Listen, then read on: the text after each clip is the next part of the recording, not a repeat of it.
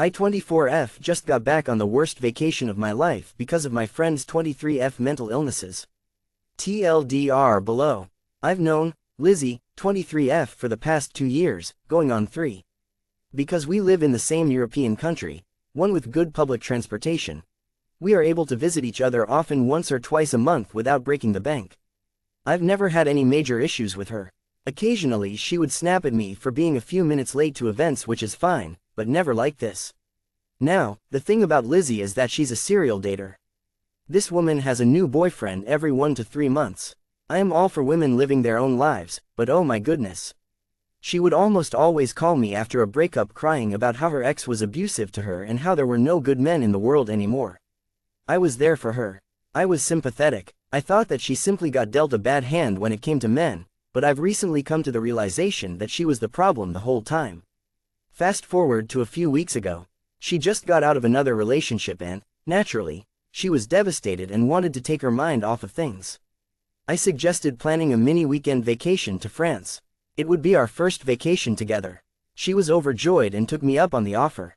We were able to find a cheap hotel in a very well-known city. One of my friends, Mary, 25F, was also able to come. So, Mary, Lizzie and I took off to France. The first day was lovely, just lovely. The weather, people, food, and transportation were top tier. Lizzie told me that she had plans for us the whole day next day, from 9 a.m. to 9 p.m. Great. At around 8 p.m., after dinner, I told her that we should head back so we can rest up for tomorrow. Lizzie didn't like this. She said that she really wanted to go clubbing. Okay, cool. I told her that we could go, but I'd rather not stay out too late because I'm someone who needs my 8 to 9 hours of sleep before going on an all-day outing. She was cool with this. We go to a bar, and then leave to the club at 11 p.m. To spare you the details, the club was great. Mary, Lizzie, and I are big on dancing, so we were having a blast. It was about 1:30 a.m. when I told Lizzie that we should head home. She said, "No, I want to party." So I was like, "Yeah girl, me too, but if you want me to participate in the morning activities, I need to go home." She sighed and said, "Just another hour." Another hour turned into 3 a.m., and when I asked to go home again, she started tearing up and said she needed this night out after her breakup, so we ended up staying until 6 a.m. The bouncer had to clear us out because we were the only ones on the dance floor. She told Mary and I that the bouncer was super sexist for kicking us out because technically the club closes at 6:15, not 6. She also added that the bouncer, a male, probably has nothing better to do and should be cheated on by his wife. I asked what her reasoning was behind this and she said, "Oh, I mean, he obviously has issues if he doesn't want to see people happy. So he should be unhappy." She was dead serious, by the way. She was very upset that we were kicked out 15 minutes early. Anyway, we arrive at the hotel at 6:40 and just as we were about to go in, Lizzie says that she's hungry. I tell her that I'm heading inside and that she can eat with Mary, but again, Lizzie didn't like that. She pouted and said, "It would really mean a lot to me if you did something as small as eat with me." So, of course, I go to McDonald's with her. The line was super long and we didn't get served until around 7:20. The whole time in line, she was telling us about her exes and how they all said she was too much to handle, and how that was super sexist, because all women have emotions that men need to understand and they always refuse to educate themselves. Haha, okay Lizzie. We eat and arrive at the hotel at around 7:40. Lizzie says that she's setting an alarm for 9:30 a.m. so we don't miss breakfast at the hotel. I told her that I don't want to eat breakfast and I'd rather sleep in. Lizzie didn't say anything and we fell asleep. Sure enough, her alarm goes off at 9:30 and she tells Mary and I to wake up and get ready for food. I said no, I want to sleep for a little while longer as I didn't get much sleep. She turns to me and exclaims, "You're ruining this vacation. Seriously? It's just breakfast," and I say, "Yeah, it's just breakfast. I don't need to eat, and I'll eat later." Lizzie becomes quiet and leaves the hotel room for breakfast. Mary joins her. I close my eyes to go back to sleep and they return at about 10 a.m. Lizzie is dead silent. I ask when we're going to leave the hotel to get our day started and she says, "Well, you already ruined it, so."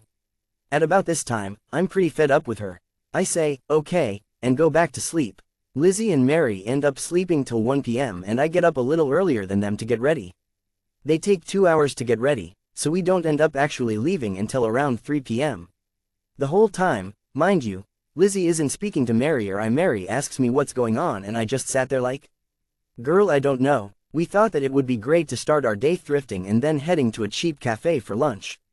When we arrive at the thrift store, Lizzie sits on the floor and stares at her feet. I ask her what's wrong, and she replies, it's just that. You and Mary disrespected my time and the day is ruined.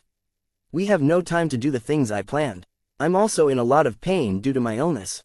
I apologized and asked her what her illness was because this is the first time I'm hearing about it. She said, you know, I'm just generally mentally ill and sometimes it gets worse. I apologized again, saying, oh, Lizzie, I'm sorry. I didn't know you were diagnosed with something. What can I do to help? She replied, I'm not officially diagnosed, but I know I have OCD and multiple personality disorder. I've been going to a new therapist every other week, but I haven't found one that will give me medication. They're all old assholes that don't understand my issues and my trauma. I want to eat. I'm tired and I have a headache. I called Mary over and told her that we're going to the cafe a little earlier than planned. We reached the cafe and I purchased 2 coffees as a treat for the girlies. One for Mary and one for Lizzie. I don't drink coffee. Lizzie glared at me, saying, you didn't even ask what I wanted. You just bought me a coffee? Seriously? I apologized and offered to get her a tea or water, but she rolled her eyes and went to sit at a table. Mary was extremely stressed and told me that she didn't know how to help Lizzie, and asked me what to do. I just looked at her and shook my head. The day goes on. Lizzie is mostly unresponsive, aside from her complaining about Mary. Now, Mary has done nothing wrong this whole trip. Admittedly, she likes to stand at attractions a little too long, but we're on vacation and it really isn't a big deal if you want to stare at the Eiffel Tower for 30 minutes rather than just walk by it, which Lizzie wanted to do. Lizzie, whenever Mary would leave to use the restroom, would latch on to me saying, she's holding us back.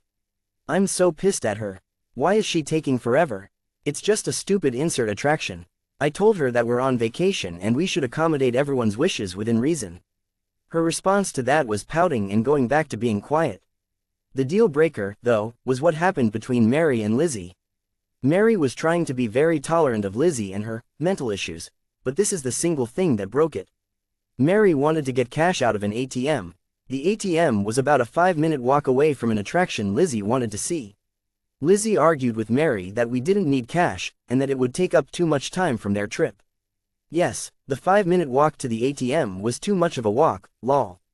Mary said something along the lines of, okay, but I want cash, so I'm getting cash. You can come with me, or you can act like a baby. Not everyone will give you the princess treatment like Op.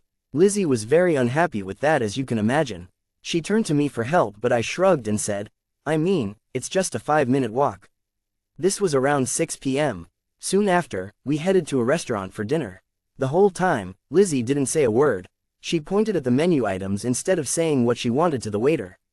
During the middle of the meal, Lizzie burst into tears. Mary and I tried to cheer her up by offering to buy dessert and maybe go to a spa afterwards, but Lizzie wasn't having it. She returned to being quiet while we finished our meal. On the way back to the hotel, she said, I'm sorry, that was one of my multiple personalities. I can't control myself when that happens.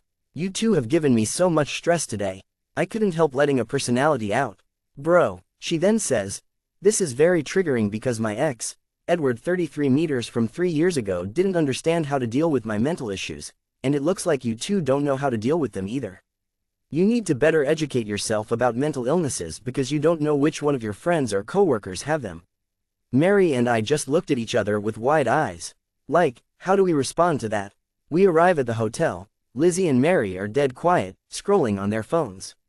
I hear Lizzie sniffling every now and then, trying to hold back her tears. Both of them are texting me, talking about each other. I can't believe, Mary said. Who does Lizzie think she is? For about 2 hours. I finally say, okay guys, so what are we doing tonight? And both of them sigh and turn in the opposite direction of me. As you can guess, we didn't go out. At around 10 p.m., they decided to give a go talking it out in front of me. Both of them expressed how much pressure they were feeling throughout the trip. Eventually they made up, but by then it was too late to get ready because the bar we wanted to go to closed within an hour. On the way back home, we hop in a car from a carpooling app.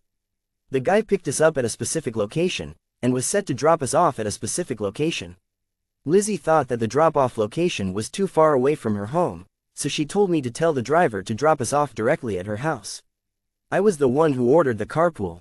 I told her no, because the driver was only supposed to drop us off at the drop-off location on the app, and if he were to drive to her house, it would be an extra 50-minute drive for them. Lizzie became quiet again, and after about an hour in the car, she texted me, "You're being a pushover. You have to stand up for yourself in situations like this. It's very unfair for him to drop us off so far away from my home. You need to speak up." To which I replied, "No thank you. We agreed on a drop-off location and it would be unfair to change it last minute." As you could guess, she didn't speak to me after arriving home. We had another altercation a few days later, but I think this post is too long to talk about and not too relevant. I don't know what to do. I've never met someone so difficult to be with. Ever. Where should I go from here? Should I confront her about her behavior? TLDR. My friend turned into a toddler during our first vacation together. She neglected to tell us that she has multiple mental illnesses that she doesn't take medication for, and gave my friend and I the silent treatment for over half the trip. She broke down in tears twice because things weren't going her way, and she made me be the middleman when the other person on our trip decided enough was enough and got into an argument with her. She then called me a pushover for not changing the pickup location for our carpool, which isn't even possible last minute.